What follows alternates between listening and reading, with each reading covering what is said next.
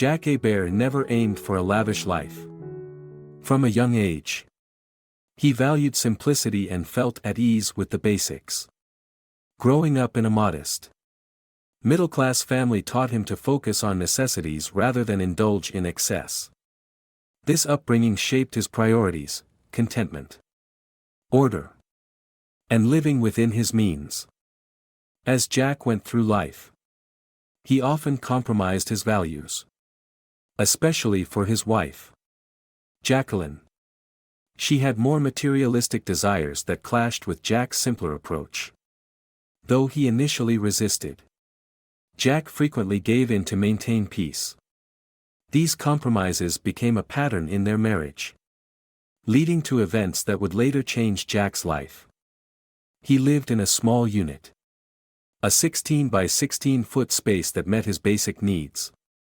A beige rug nearly covered the room, stopping short of the kitchen, where decorative linoleum extended into the bathroom. Though cramped, it was enough for Jack, who had long since let go of wanting more. He didn't need the 3-bedroom, 2-bathroom, 2.200 square foot house Jacqueline insisted on. He resisted at first. It was just the two of them and their 16-year-old daughter, Deidre, who was set to move out in 2 years for college. But Jack eventually gave in and put down $52,500 as a 25% deposit. 2 years after Deidre left, Jacqueline announced, "We're estranged. It's not you. It's me. This will help us reconnect," she said as she took a 32-year-old lover. Jack was baffled by her reasoning. But for once, he didn't cave in. "You'll be left with nothing," she yelled, her usually beautiful face twisted in anger, as he told her he was moving out. "Fine. At least I won't be stuck with a wrinkled old cheater," he replied, finishing his packing. Miller's Electronics had sold him the surveillance equipment, and it wasn't hard to hide in the big house, since Jacqueline wasn't big on housekeeping or noticing details. Jack discovered her lover was a teacher at Baylor Lake High School. Brian taught English, and Jacqueline was the librarian. They planned to have their affair with Brian returning to his wife and Jacqueline to Jack. But Jack wasn't careless. He had become the chief accountant at St. Elizabeth's Utilities because of his precision. As arranged, Brian and Jacqueline went to Sweet Peas for fried catfish, where they unexpectedly ran into Brian's parents. Nervously, Brian introduced Jacqueline as a coworker. "So, where's Michelle?" his mother asked sharply. "She's at home with the kids," Brian stammered. "Yeah. She told us," his father said, unimpressed. "Said you had some kind of meeting at school today." Yeah. But we had a break and decided to grab dinner," Brian replied awkwardly. His parents responded, clearly skeptical. After an awkward meal, the couple headed to Foxtrot's lounge to dance. Jacqueline loved dancing, unlike Jack, who was clumsy on the floor. While there, they saw Jacqueline's mother and stepfather. "Your husband paid Roger a couple $100 to bring me here for dancing and drinks," her mother laughed, then glanced at Brian. "But what are you doing here?" "Well, Jack doesn't really like to dance," Jacqueline mumbled. "Come on, Monique. They're playing our song," Roger interrupted. "It's not our song, you old fool," Monique chuckled, letting him pull her back to the dance floor. Jacqueline was determined to keep her affair going, if only to prove to Jack that he couldn't ruin her night. Brian didn't mind. Dinner and dancing were just steps toward his goal. "Nice house," Brian said, impressed as they arrived at South Shore, Baylor Lake. "Thanks," Jacqueline replied as they walked in. "Hi," Brian said, stunned to see Michelle sitting on the couch. What are you doing here? Brian nearly yelled. I thought I'd show your wife and daughters where you'll be living. Jack Hebert said, entering with a box. Hi. Jacqueline. Just picking up a few more things, he added casually. I already told you. Michelle whispered angrily. After Stacy. I was done. She stood. Slapped Brian. And stormed out. Jack smiled and said. Looks like you all have plenty to discuss. He added. By the way. You owe Danny $12 for babysitting, pointing to the neighbor playing in the pool with the girls. Then he left. Jacqueline was desperate not to lose the house. The $177,000 in furniture. Or her new Mercedes. Which still had 3 years of payments. She begged Jack for forgiveness. Knowing she couldn't manage on her salary alone. She nearly fainted when her lawyer told her she'd be responsible for half of Dedry's college costs. When Jacqueline asked her mother, Monique, if she could move in. Monique laughed awkwardly. Honey. It's a 2-bedroom apartment. Roger added. Monique sighed. Your father would be so disappointed. He once called Jack a snake in the grass. But he couldn't have been more wrong. Meanwhile, Jacqueline's oldest son, JJ, called Jack. Dad. Mom wants to stay here. If you have a room, let her stay. JJ said. I just don't want trouble. JJ admitted. Son. She raised you. If you have the space, give it to her. Jack replied. Love you. Dad. JJ said. Michelle Melanson stayed true to her word, she never forgave Brian for his attempted affair. Unable to live on half his salary, Brian moved back in with his parents. At least this arrangement allowed his parents to spend more time with their granddaughters, Amelia and Amanda. When Michelle gave birth to Barry Melanson, named after her father, they got to see him often too. Barry? I thought we were naming him after me. Brian complained. We were. Michelle snapped. But you made sure there's no we anymore. Jack initially saw his apartment as temporary but soon realized he enjoyed the simpler lifestyle. There was no more mowing the lawn, raking leaves, or maintaining the pool. He didn't miss painting, replacing carpet, or cleaning out the garage. His closet neatly stored his suits, shirts, ties, shoes, and jackets, while a small set of drawers fit his jeans, socks, and shirts perfectly.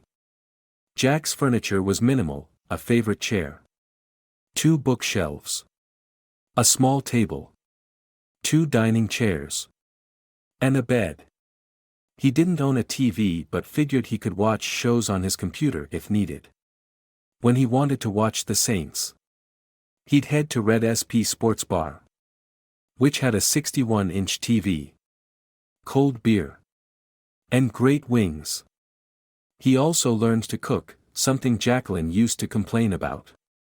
But with the alternative of endless frozen dinners, cooking became one of his simple joys. Jack improved his cooking skills one evening while driving home, with a new recipe for baked chicken in mind. As he drove, a colorful building he passed daily caught his attention. For some reason. This time, he looked inside and saw couples dancing at Kay's dance school. As he watched through the window, a honking car jolted him back to reality. He pulled into the parking lot and continued watching. Captivated. A smiling young woman was demonstrating dance moves to the class. Although Jack couldn't hear the music, watching the dancers filled his mind with a melody. As the class ended, Some couples chatted while others left. Jack made a decision and stepped out of his car. "Hi. Can I help you?" the young instructor asked with a smile. Stepping away from an older couple. "Yes. I mean, I'm not part of a couple. But you teach solo dancers too. Right?" Watching them was so beautiful. Jack stammered. Unsure why he was even there. KY smiled warmly, taking his nervous hands. "It's your lucky day," she said confidently. "Okay." Jack replied. Still not feeling particularly lucky. "Let's see what we can do," KY said, leading him to the counter. Jack signed up for her 12-week program and scheduled his first class for Wednesday at 6 p.m. "I'll introduce you to your dance partner," she said, handing him his receipt. "Well, maybe it is my lucky day." Jack smiled. That night, while preparing dinner, Jack couldn't stop humming the melody he had imagined while watching the dancers. He thought back to how he had met Jacqueline Adams at Cabrini High School. Her family had just moved from Stepping Stone, Louisiana, for her father's job at Baggett Mattress Factory. Jacqueline was attractive but didn't stand out much among the other girls at Cabrini. Jack didn't stand out either. He wasn't handsome, rich, athletic, or artistic. He couldn't even dance. But he was smart. After being mostly overlooked at Cabrini, Jacqueline was thrilled when Jack quietly asked her to dinner at Shade Garden. Her father had dismissed Jack as a snake in the grass, but that only made her like him more. As the fall ball approached, Jacqueline eagerly awaited Jack's invitation. When he didn't ask, she finally confronted him. "I can't dance," he confessed. She ended up going with Joe Manzella instead. Suddenly, Jacqueline and Joe became a couple. Jack felt a bit disappointed, even hurt, but remained practical. They were 18 and free to date whoever they wanted. In a few months, he'd be at the University of Southwest Louisiana. And Jacqueline would move on as well. They'd probably never see each other again. But Joe Manzella's smug attitude was starting to annoy Jack. "Hey, bear. How's it going?" Joe taunted one day.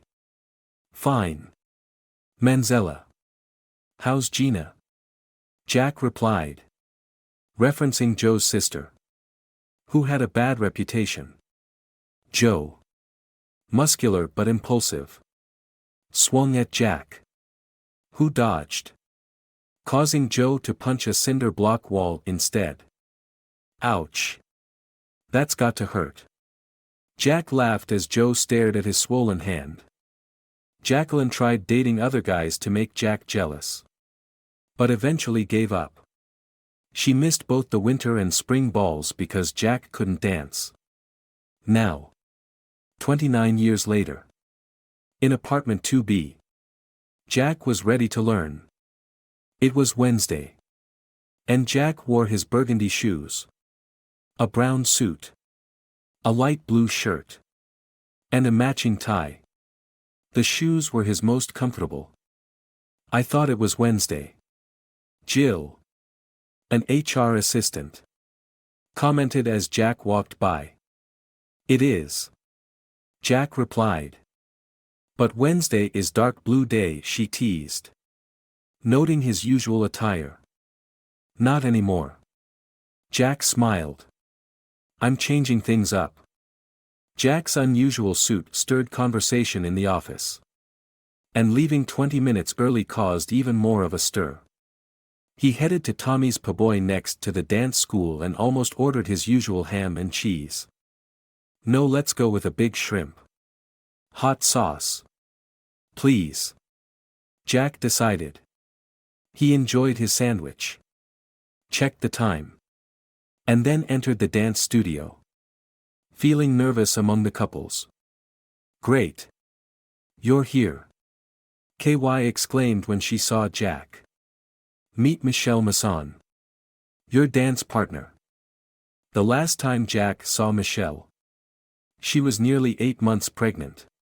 He remembered her as a pretty, plump young woman with 2 adorable little girls. Her face had alternated between blotchy from tears and red with anger. Michelle stood 4 feet 11 inches and probably weighed around 170 pounds. Everything about her seemed round, her face, nose, eyes, and overall appearance. Hi. Bubbles. Jack said without thinking, making Michelle burst into laughter. Why do you call me that? She asked. Amused. I don't know. Jack admitted, blushing as other couples glanced at them. It just popped into my head. He learned her parents had paid for 12 weeks of dance lessons to give her a break. At her first lesson, there weren't any male partners available. So she watched from the side. That's when KY texted Jack, asking him to join. By the end of the first class, Jack was sweating. He took off his jacket halfway through, and Michelle reached up to loosen his tie and unbutton his shirt collar. There. Isn't that better? She asked as they continued the box step. Relax, Jack. Let the music guide you. KY encouraged. After the lesson, Michelle held his hand. Will you come next week? I had so much fun, she said shyly. Fun dancing with an old man? Jack joked, picking up his jacket. You're not old, she replied. I'm twice your age, he countered. Still. I'll be here, she smiled. Jack blushed as he tried to meet her warm brown eyes. As she walked out, she turned back at the door and smiled at him again. Did you have fun? KY asked. You know what? I did. I'm terrible at it. But I had fun. Jack admitted. First. You're not terrible, you're just starting. KY said. And second. Dancing is fun. Focus on that. And the rest will come. I couldn't have said it better. Jack agreed. The next morning, Jack reached for his Thursday suit but decided to wear his Wednesday suit again instead. Now I'm completely lost. Jill joked as he walked by. Jack just smiled. His phone buzzed. And seeing it was JJ. He answered. Dad. Do you have a minute? JJ asked hesitantly. Is Mom driving you crazy? Jack guessed. Yeah. Did you hear the school let her go? JJ replied. No, she wasn't let go. Jack sighed. Yeah. And Brian dumped her too. JJ added. Wow. Did she say why? Jack asked. No. She didn't want to talk about it. JJ said. Repeating a familiar phrase Jacqueline often used when cornered. And with Shauna, the baby's coming soon. JJ continued. Okay. I'll talk to her. Jack agreed. They met at Jade Gardens. Jack couldn't help but smile sadly. Jacqueline clearly thought it was a date. She wore heavy makeup and squeezed into a tight dress that looked unflattering now. A year ago, Jack might have been excited. But today it just seemed shabby. You look lovely, he said, taking his seat. Thank you. Is that a new suit? Jacqueline asked. Yeah. I realized I was predictable. So I donated all my old suits and bought new ones. Jack smiled. Must be nice. Jacqueline muttered. Yes. It is. Jack replied pleasantly. When the waitress came, Jack said. I know exactly what you're going to order. But I bet you can't guess mine. Jacqueline tried to recall but couldn't. Ready to order, the waitress asked again. She'll have spring rolls and sweet and sour pork. Jack said confidently. That's right. Jacqueline confirmed. And I'll have iced tea. Sweet and sour kung pao chicken. And fried rice. Jack added. So. How are you? Jacqueline asked. Good. Works fine. I've got a little bachelor pad. Just told you about my new suits. They've gotten pricier since we last bought them. Rhonda's pregnant. So I'll need to find a temp. How about you? The waitress poured Jack sweet tea as he listened to Jacqueline complain. She went on about losing her job. Struggling to live with JJ and Shauna. And how Deidre still resented her. At least Penelope and Percy were kind to her. But neither had room for her. She concluded. Then get your own place. You're an adult. Jack said as their food arrived. With what? My looks? Jacqueline snapped. I told you. I lost my job. Well. If your looks won't help. Try using your charming personality. Jack replied. Screw you. Jack, she retorted. Just eat. Jack said calmly. Every time I get this dish. It seems spicier than before. While they had ice cream, chocolate for her and Neapolitan for him, Jacqueline brought up the idea of reconciliation. Not just no but hell no. Jack said. Smiling. Why not? She nearly shouted. So I can wait for you to tell me again that we've drifted apart. That it's not about me but about you needing fun. Just fun. Right? Will that make us stronger as a couple? Jack asked. Eating his ice cream. Jacqueline considered throwing her ice cream at him but held back. The waitress brought the bill. And Jack quickly paid. Adding a 15% tip. Maybe it's the hormones. Jacqueline suggested. I'm getting older. My periods are irregular. And instead of talking to Dr. Pelayer about it. You had fun with another man. Jack replied. Signing the bill. But he was so understanding. And you were always busy. Jacqueline whined. Busy with the chaos you constantly created. Busy driving our daughter around. Jack said. Standing up. You know what? I haven't heard an apology. You've blamed hormones. Me. And Brian. But not once have you said sorry. He waited. I am sorry.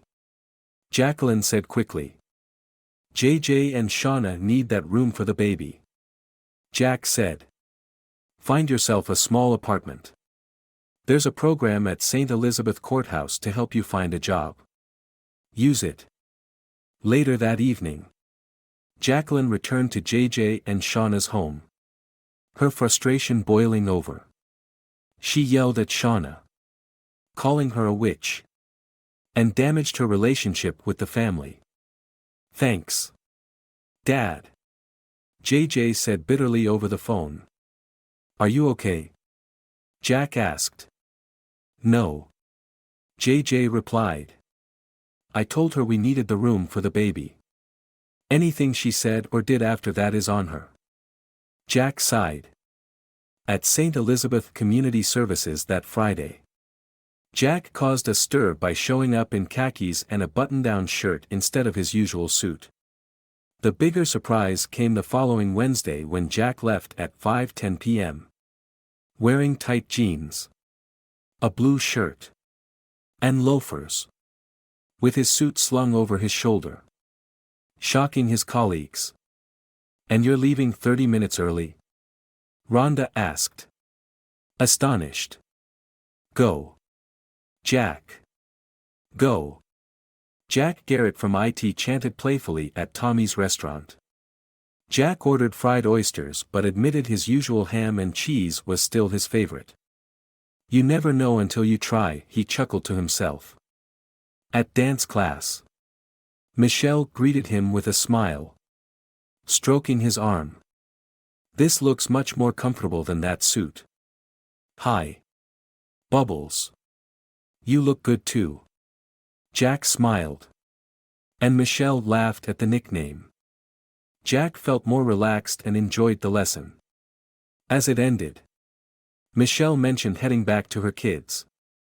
Barry must be hungry, she said. Barry?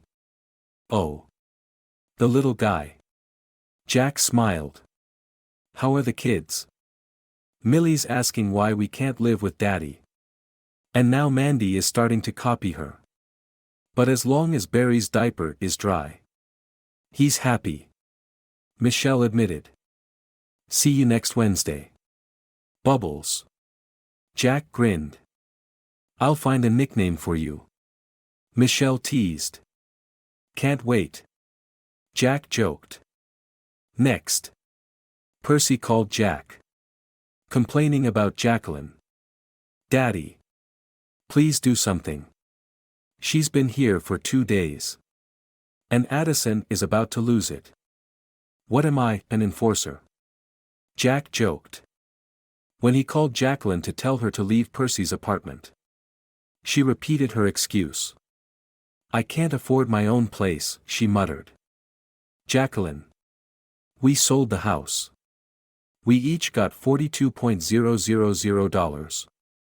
Where's that money? Jack asked. She dodged the question and begged for reconciliation. Do you remember what you said when I suggested going to the Catskills? Jack asked. You said. Why bother? Well. Jacqueline. Why bother now? Penelope had already made it clear there was no space for her mother in her apartment. Besides. Mom. You hate dogs. Penelope added. As her 2 Irish wolfhounds, Samson and Delilah, whined for attention, reinforcing her point. As Jack passed Jill's desk with his suit over his shoulder, she asked, Where are you going? Jack laughed. I don't ask you where you're going every time you leave, he teased. Yeah. But you don't smile like that every time either, she added knowingly.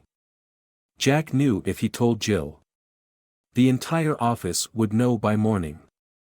Everyone already knew about his divorce. Women comforted him and called Jacqueline a witch, while men either patted him on the back or avoided him. Okay. But you can't tell anyone, Jack said, lowering his voice. I won't. Jill promised, though her grin gave away her excitement. Every Wednesday, I make a few extra bucks modeling for art classes. Jack whispered with a wink. You what? Jill asked. Shocked. Yeah. At the University of Louisiana. $100 to stand there undressed. The first time. I was so embarrassed. One girl joked she ran out of red paint trying to cover my blush. Jack teased. Jill burst into laughter. And Jack made it to his car before joining in. He was still chuckling when he arrived at KY's dance studio. What's so funny? Jackhammer? Michelle asked, grabbing his arm. Blushing. Jack retold the story. And they both laughed. I'd pay to draw you. Michelle teased. Just as KY called the class to attention. So. Jackhammer. Are you ready? Michelle teased again. Yeah. That's what all the ladies call me. Jack joked, making Michelle blush. That's not what I meant, she shrieked playfully, slapping his arm. Problems? KY asked with a smile. Yeah. She struck me. Jack joked. You should have heard him. Michelle said, grinning. I'll think of another nickname. Michelle promised as they danced. Whatever you say. Bubbles. Jack replied. spinning her around. Encouraged by KY and the cheering couples, Jack and Michelle shared a smile. Caught up in the moment. After the class ended, Jack nervously stammered. You want to? Michelle smiled, clearly enjoying Jack's awkwardness, which only made him more nervous. But he mustered up his courage. Want to grab a cup of coffee? He asked. I can't. I'm bosom feeding, Michelle said with a quick shake of her head. Oh. Right. Didn't think of that. Jack replied, feeling foolish. How about a malt at Clark's, she suggested, taking his hand. That sounds great. Jack smiled, still blushing. We'll take your car, Michelle said. But when she saw his small smart car, she nudged him toward her minivan. I'm not squeezing into that thing, she joked. Jack protested lightly but got into her minivan. Michelle texted her parents to let them know she was heading to Clark's and confirmed. Yes. It's a date. When her mom asked. At Clark's. Michelle's phone buzzed constantly with family messages. Want to answer that? Jack asked. Nope. It's just my family trying to drive me nuts, she sighed. Michelle ordered a chocolate malt while Jack got a vanilla cone. They sat in the diner, enjoying the relaxed vibe. So, Jack Rabbit, why'd you start dancing? Michelle asked. Jack Rabbit. Huh? Jack grinned. Yeah. My girlfriends call you that, she teased. Then rolled her eyes. Never mind, she laughed as her phone buzzed again. And stop staring at the girls in shorts, she teased. I was thinking how good you look in them. Jack replied before realizing what he'd said. Before Michelle could respond. Her brother, Officer Richard Vine, pulled up in a cruiser. Having trouble with your phone? Richard asked. Smirking. No, just ignoring it. And you? Michelle shot back. Hi. Jack began. But Richard interrupted. Jonathan Arcalebert. Senior, I checked your car tags. Really? Can't I get a malt without you spying on me? Michelle groaned. Richard playfully pinched her nose. Not after Brian, he said, giving Jack a nod. I've let everyone know Jack's okay, he added, heading back to his cruiser. I hate you, Michelle yelled after him. Love you too. Bring him over on Sunday, Richard called, laughing as he drove off. Jack chuckled at the scene. Sorry about all that, Michelle said, shaking her head. What a weird first date. Huh? Honestly, I think it's great, Jack said, making her smile.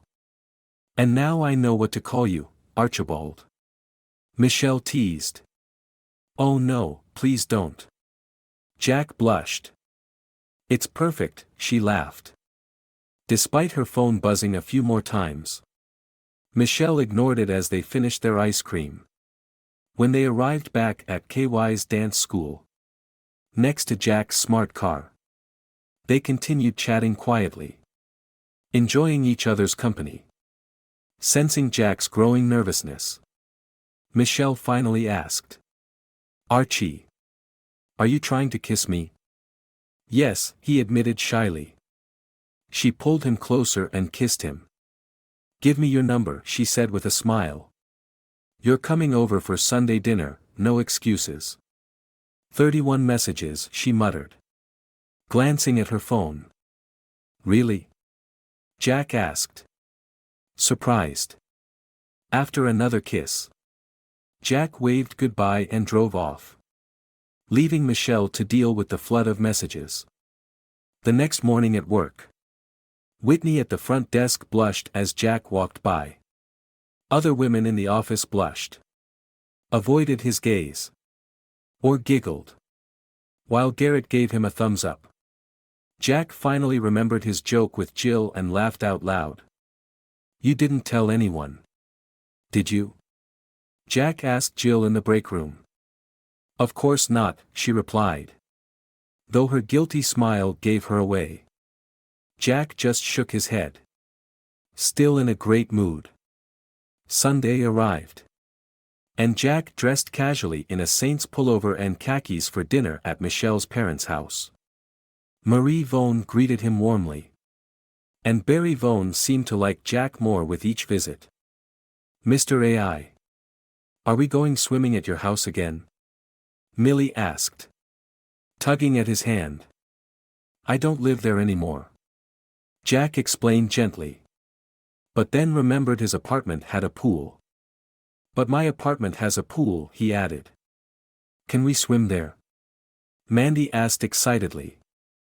"I don't mind," Jack said, glancing at Michelle. "Are you sure you want to see this body in a swimsuit?" Michelle teased. "Absolutely," Jack replied, making her laugh. During dinner, Jack felt increasingly charmed by Michelle's family. He enjoyed talking with Barry and Richard about sports and felt welcomed by everyone, soaking in the warmth and ease he had missed for so long. When the conversation shifted to football, Jack was in his comfort zone. "I usually watch Saints games at Red Sports Bar. They've got the hottest wings, you can't even feel your tongue after eating them," Jack said. "Do they still have those wings?" Barry asked, intrigued. "Yeah," Jack and Richard said in unison, sharing a grin. Jack enjoyed the lively family dynamic, no one seemed to mind the age gap between him and Michelle. And he felt increasingly comfortable with her family. Dinner was a classic Southern meal: rice, gravy, stewed steak, and biscuits. At one point, Jack and Barry both reached for the last biscuit at the same time, leading to playful banter. "He's our guest. Give him the biscuit," Marie ordered, tapping Barry's hand with a spoon. "But I need it," Barry joked, patting his belly. "I might waste away." "Go ahead. Take it," Jack laughed. "No, you need it more." Barry smiled, sliding the biscuit toward Jack.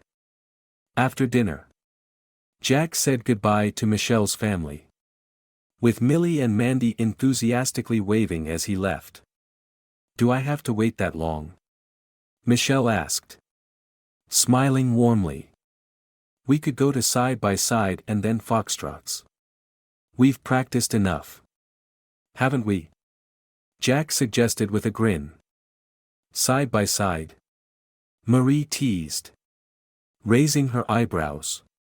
"Why don't you take me there?" Marie nudged Barry playfully. "Because I'm cheap." Barry laughed. "And we're taking the van." "Yeah. I'm not getting in that tiny thing you call a car," Michelle teased, wrinkling her nose at Jack's smart car. "What are you talking about?" "It's a Mercedes-Benz," Jack joked. "It's not a Mercedes." Michelle smirked. "Yes. It is, made by Mercedes." Jack grinned. They hugged and kissed, taking their time. Despite the amused glances from her family, Jack promised to pick her up at 6:30, leaving them both excited for what was next. The following evening, Jack was amazed at how easily he slipped back into the dialect from his younger years. His mother's parents barely spoke any English, using mostly Cajun French, while his father's parents spoke English with a thick accent but would switch to Cajun French when upset. Family dinners were often a blend of English and Cajun French. Whenever Henry Jonathan Hebert and Eliza Cynthia Arnaud Hebert wanted to keep things secret from their kids, they'd speak in Cajun French. not realizing their three boys understood everything. By the time Jack was in high school and college, he had gradually lost his accent. As an administrator at St. Elizabeth's Community Services, he tried to speak clearly, avoiding the Cajun lilt, though it never fully left him.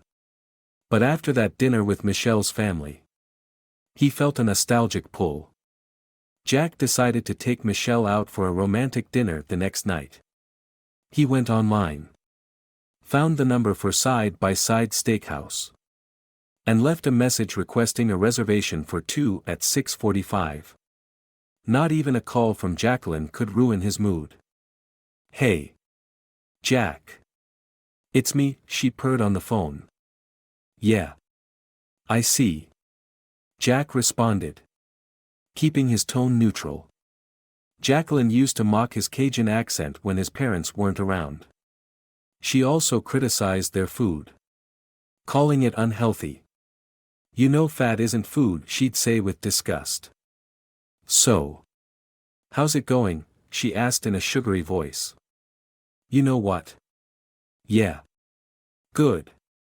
Jack cut her off, not giving her a chance to mess with his head. "I finally did it.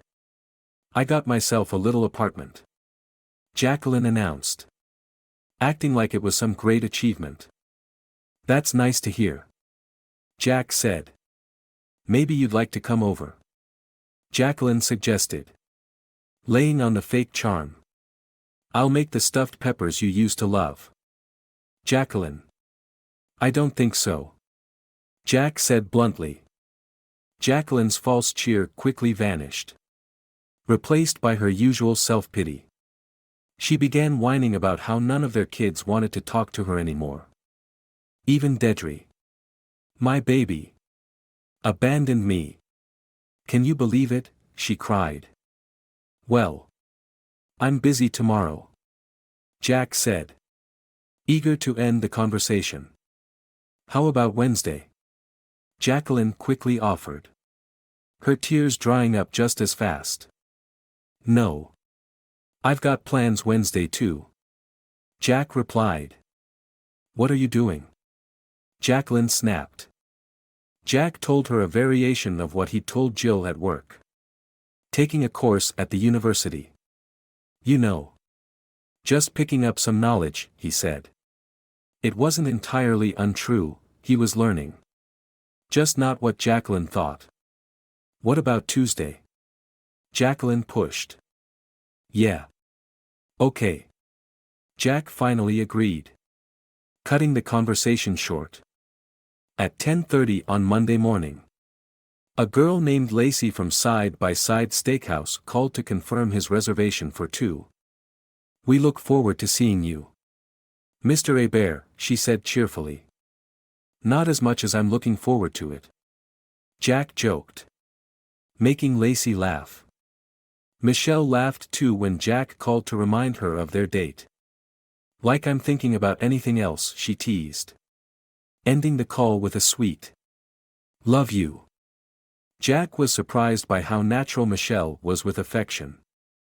Jacqueline hadn't said, "I love you," until they'd been together almost a year, and even then, it had been in response to his declaration. With Michelle, it felt easy. And she even called him sweet nicknames. Something Jacqueline never did. The only time Jacqueline called him honey or baby was when she needed something. At 6:30 on Tuesday evening, Jack arrived at Michelle's house to pick her up for their date. He greeted her entire family, her parents, siblings, nieces, nephews, and her 2 little girls, Millie and Mandy. As usual, Millie was all smiles, and Mandy was right behind, giggling and asking if she could come too. Michelle came out in a dress that was a bit snug, but it hugged her in a way that made her look stunning. Jack could tell it was probably her nicest dress, likely bought before she had Amelia. "Damn. Bubbles. I need to go home and dress up," Jack joked, even though he was already wearing a sharp black pinstriped suit with a white shirt and a red tie. "You look great," Michelle replied. But her blush showed how flattered she was. Michelle's parents noticed the exchange. "Why don't you say stuff like that to me?"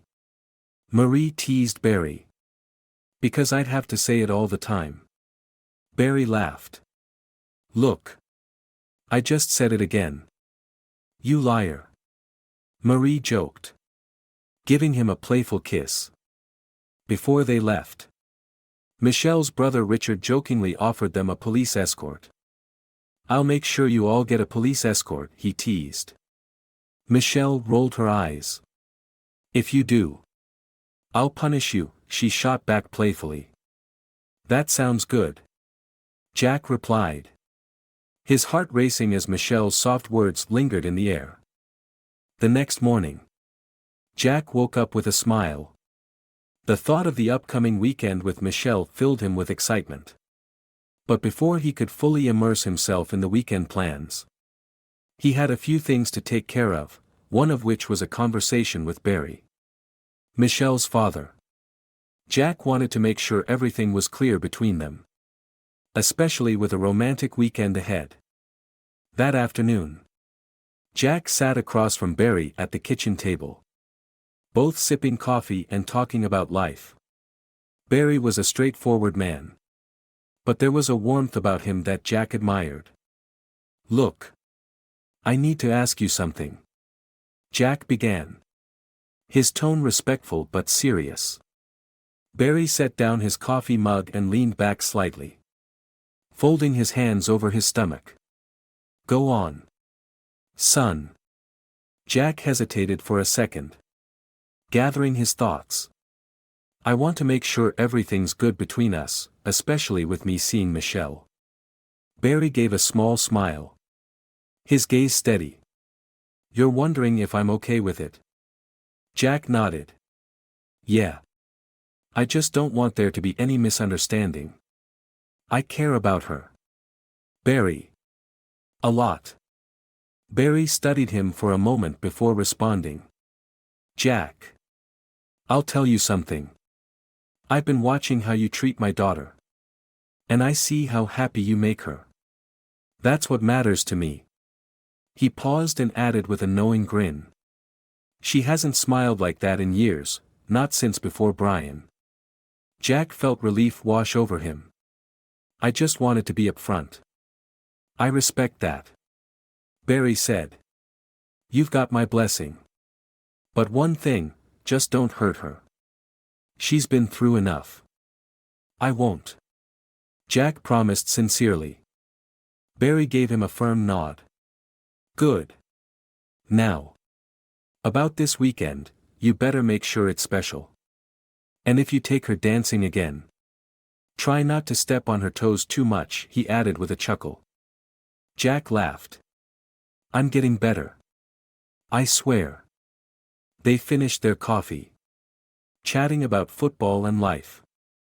The conversation reinforced the sense of comfort and respect Jack felt within Michelle's family.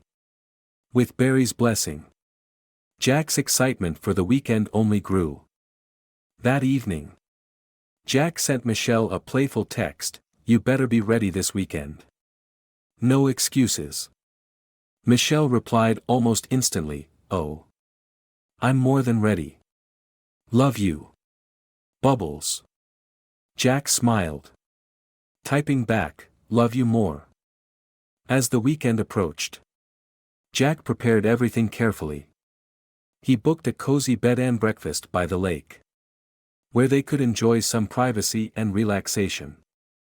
He packed light, just the essentials, and made sure to bring a bottle of wine he knew Michelle liked. By Friday night, Jack was standing at Michelle's door, his heart thudding with anticipation. When she opened the door, she looked radiant, her smile lighting up the moment. "Ready for our weekend, Bubbles?" Jack grinned. Michelle stepped closer, kissing him softly. "I've been ready since the moment you asked." With their bags packed and hearts full, They headed off together. Excited for what the weekend had in store, free from distractions. Free from the past. And ready to build something new. Jack began to feel the seriousness of his question. Michelle told me her wedding with Brian was rushed, no honeymoon. It doesn't sit right with me. I want to give her something she never had, a proper romantic getaway. Barry raised an eyebrow thoughtfully. She never had much luck with that boy. Barry said. Brian was never good enough for my daughter. But I kept quiet because she seemed happy at first. He sighed and nodded. Michelle deserves better. Jack. I can tell you care about her. I do. Jack said sincerely. I want to do right by her. Barry took a sip of his coffee. Studying Jack. Just treat her right. That's all I ask. You have my word. Jack promised. Feeling a renewed sense of determination as they shook hands.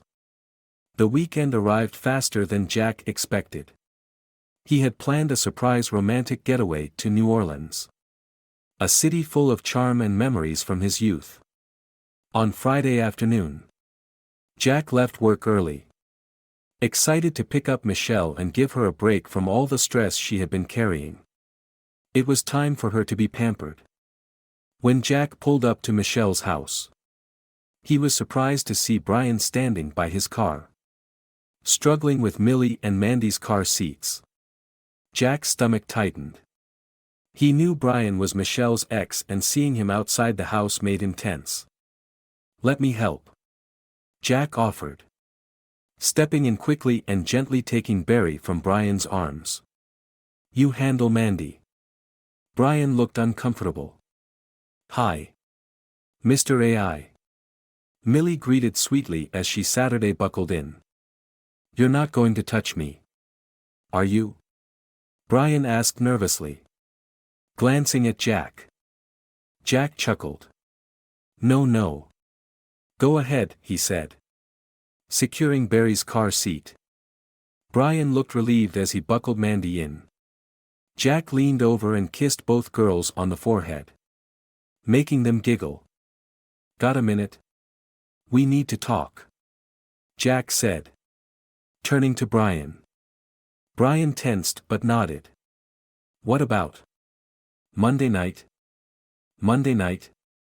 Jack asked. Confused. Yeah. I'm not doing anything Monday night. Brian replied. Eager to sort things out. With that, Jack and Michelle loaded their bags into Jack's car and headed to New Orleans. The drive was about 2 hours. Giving them time to ease into comfortable conversation. They talked about everything, life.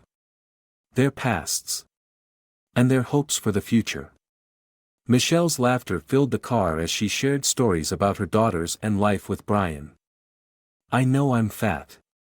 But Brian always told me I was beautiful. Even when things were bad. He'd say I was pretty, she said softly. Jack glanced over at her. You are beautiful, he said. Michelle smiled. Her brown eyes softening as she reached over to squeeze his hand. Traffic in Baton Rouge was the usual mess. But Jack felt relieved when they reached Gonzales. A small town just outside New Orleans. The weekend promised something special. They checked into a charming boutique hotel near the French Quarter. And Jack had planned their first stop at Café du Monde for beignets and coffee. New Orleans had its own magic, the vibrant energy. Music spilling from bars. And the mouth-watering scent of food filling the air. Bourbon Street was a whole new world for Michelle, who hadn't traveled much outside of rural Louisiana. She held Jack's hand tightly as they strolled through the bustling streets. Let's go back to the room. Michelle finally suggested. Her voice soft with longing. They walked back to the hotel hand in hand. Excitement building. Michelle chattered nervously as they rode the creaky old elevator to their room. Jack opened the door with the key card. And Michelle sat on the edge of the bed. looking up at him. Bubbles. Are you nervous? Jack asked gently, sitting beside her.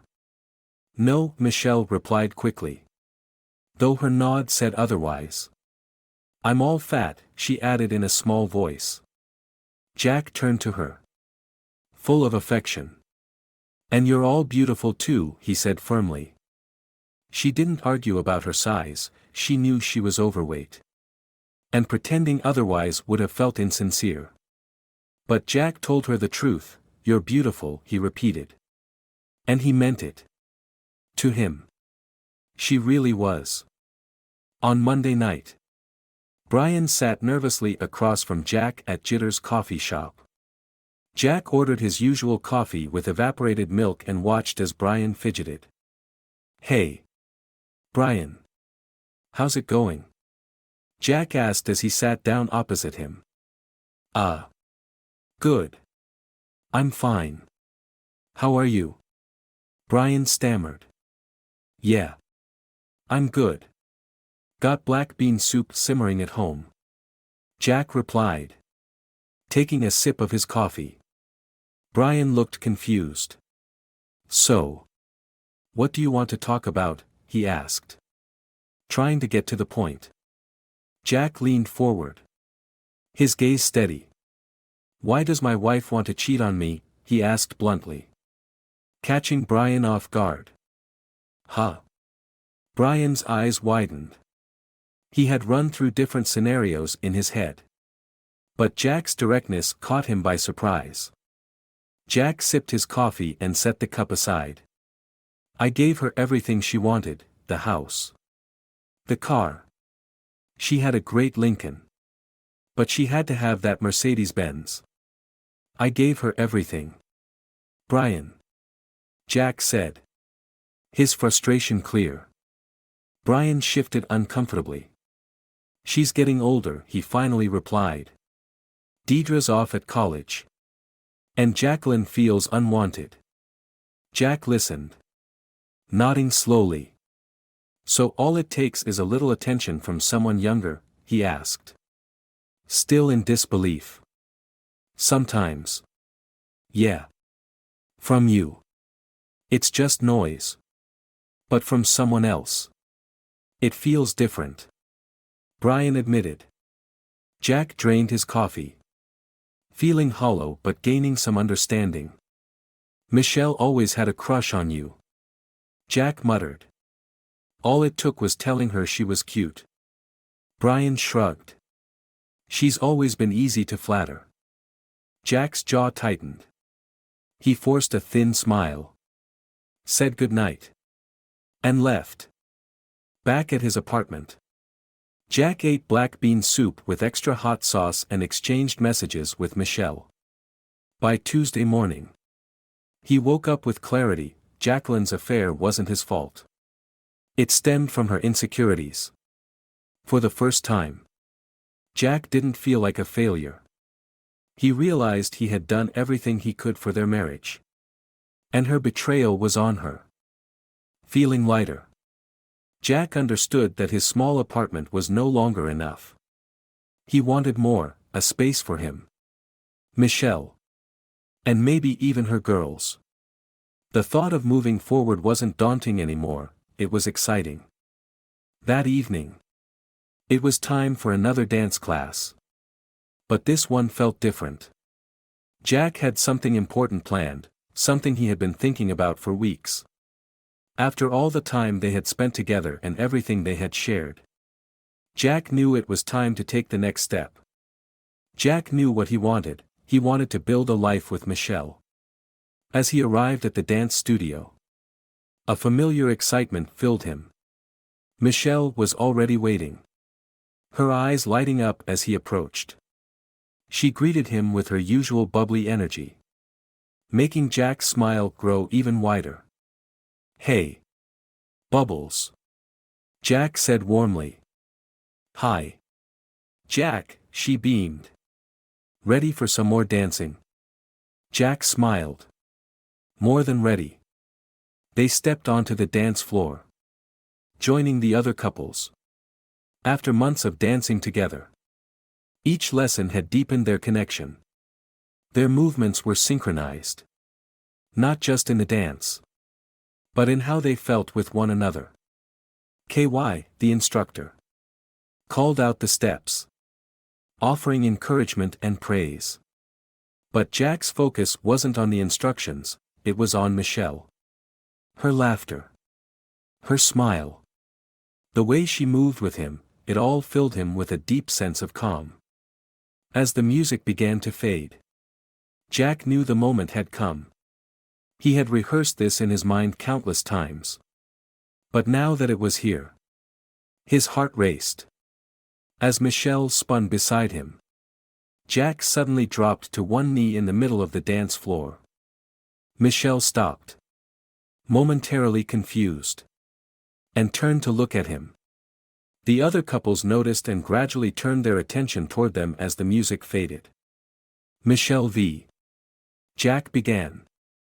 His voice steadied despite the nerves fluttering in his chest. I love you with all my heart.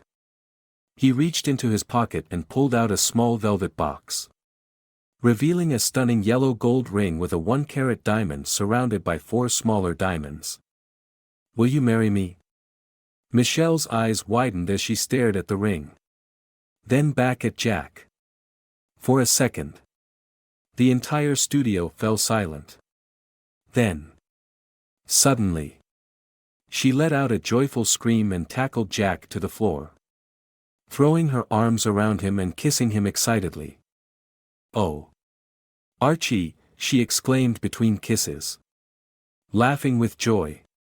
The other couples erupted into applause and laughter as Michelle nearly knocked Jack over with her enthusiasm. KY, watching from the sidelines, joined in the laughter. That's a yes. I take it. KY called out, amused. Michelle finally stood. Her face flushed with excitement and just a little embarrassment. She grabbed the ring and held it up, marveling at how the diamond sparkled under the studio's soft lights. Yes. Yes. I'll marry you, she shouted, her heart brimming with happiness.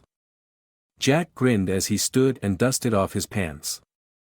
They embraced once more. And Michelle kissed him again before gazing down at the ring on her finger with awe. The days following the proposal were a whirlwind of excitement.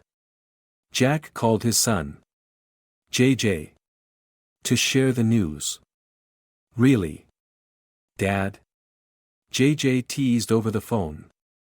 My stepmom's younger than me now. Jack chuckled at his son's playful tone. Yeah. I guess she is. Not far behind was his daughter, Deidre, who joined in the teasing. Looks like I'm not the baby of the family anymore, she joked, pretending to pout.